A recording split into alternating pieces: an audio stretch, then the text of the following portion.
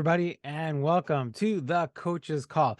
Look, thanks for listening. I hope you have a chance to click the subscribe button. Hopefully you enjoy the short, fun shows. Um, I want to talk about the Toronto Maple Leafs and what's going on there, and maybe a little bit about the NHL draft. It deserves its own little, segment. And I wasn't going to do a show until after the second round and sort of mash things together. But the forces pulled me in, and there's a lot of chatter going on a few things. So I figured, you know what, I'll do one. It's game day in Toronto. Leaf fans have been losing their minds the last few days as the Toronto Maple Leafs are down 3-0 against the Florida Panthers. And there's been a lot of chatter about the core four and who's in net and how they're playing and all of this. If you look back at my shows when I was talking about the Toronto Maple Leafs and the Tampa Bay Lightning, I, for a few shows, said, look, the Tampa Bay Lightning largely were outplaying the Toronto Maple Leafs in several, I think at least two or three of the games. And you recall the one, they're up 4-1, the Leafs come back and they win it by playing about 10 minutes worth of hockey. Here's the thing. That worked against the Tampa Bay Lightning for a bunch of different reasons. The Leafs didn't quite show up for the whole game. They played really well for some short stints, and they ended up winning the game.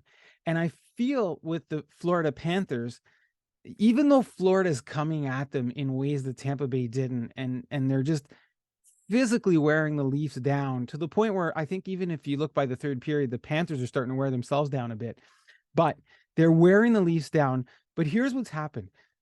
The few minutes that Toronto has played better than Florida, and it hasn't been a lot, but the few minutes that they have where they look like, oh man, they're coming back, they're overwhelming the Leafs, that they're going to take control of this game, it just hasn't materialized in the same number of goals that it did with the Tampa Bay Lightning. It hasn't materialized in the same set of results.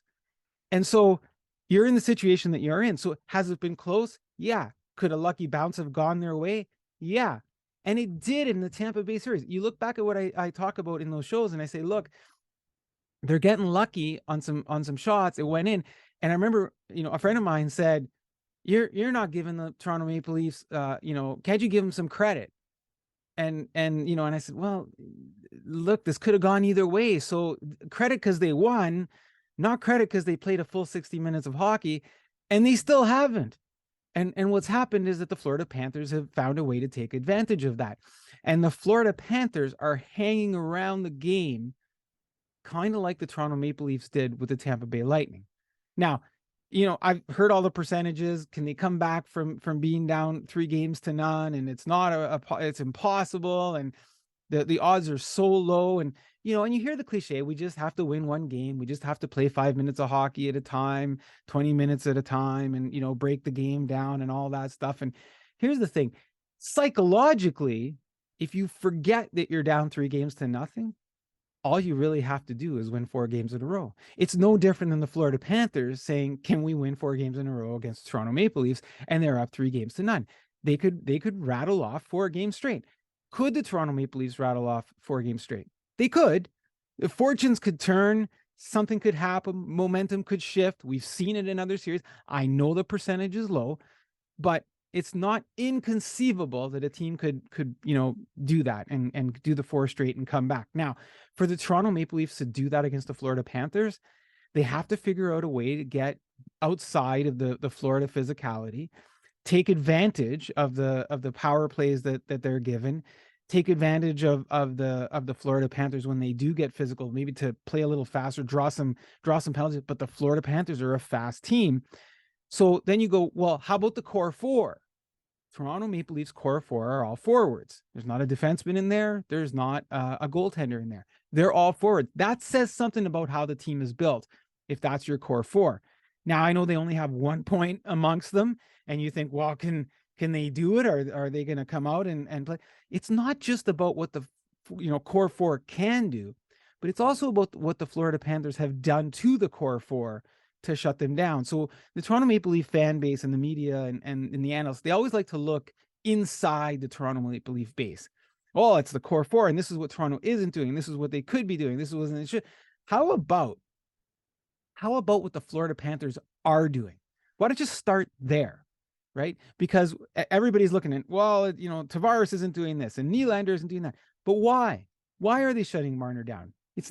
Heart makes a big deal, is a big part of it, but it's not just heart, right? Figure out the system, figure out what you can do differently against the Florida Panthers, Sheldon Keefe.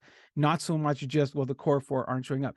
If the core four don't show up and win this game or see through the series, can they win another way? Yes, they can. And that is Joseph Woll. If Joseph Woll becomes a Wall for the Toronto Maple Leafs, then they have a shot. If he becomes, the next iteration of Patrick Waugh, I know I'm stretching it. You guys are gonna laugh. But if he becomes that and steals a game, maybe steals 2 games, and Toronto Maple Leafs grinders get a few goals and some bounces, then yeah, there's an opportunity, for them to come back and do that. That's my call in Toronto Maple Leafs and what's going to happen tonight. The Florida Panthers might play a little tight because they can close it out. They might not, because, they're looking at it and thinking, hey, we're someplace where nobody expected us to be. Let's go out and just play our game and have fun. Toronto Maple Leafs might have their, be tight around their sticks because they're trying to, pull in the media, and you guys are saying this about us and that. Look, you guys play your own game. The media didn't put you in this situation. You did as a team. Play as a team and play out of it. So let's see what happens there. As far as the NHL draft, I just want to say this. Number one, I'm not a big fan of how it's structured. I'm not a big fan of how it's put on TV, or the process of it. It's not transparent enough. Every year you hear ramblings of, oh, it's fixed, it's rigged, and the league gives everybody reasons to pull out those theories. Should Chicago have the pick or not? I don't know. You could bring all sorts of social reasons why maybe they shouldn't, given the history of the organization. But from a hockey perspective, they followed whatever the rules are for everybody else in that draft, and that's how it came out. Little weird that they were the only team that kind of made the switch there, and everybody else kind of stayed in the same boat or whatever. The whole NHL draft thing, though, the way it's portrayed, should be relooked at.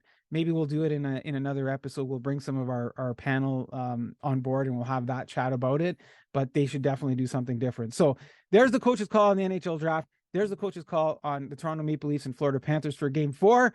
Let's see what happens. Take care, folks. Enjoy your day.